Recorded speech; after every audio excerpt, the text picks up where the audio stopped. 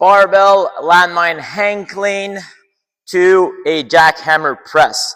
All right, so a hang clean. So from here, all right, we're going to start with the barbell at our hips. We're going to bend down until our wrist is lined up with our knee. Our back is nice and flat. Our stomach is squeezed. And then from here, we're simply going to do our clean. We're going to bring our knees straight, bring it back down. We're going to switch side. So hang clean, up. And then once we're done one each side, we're going to take two hands on the barbell. And then we're going to do some sort of a push press. So we're going to bend the knees forward and then pop up as fast as we can. All right, we're going to restart with the side that we ended on. So again here, so hang clean, up, come back down, hang clean, up, and then push press, up.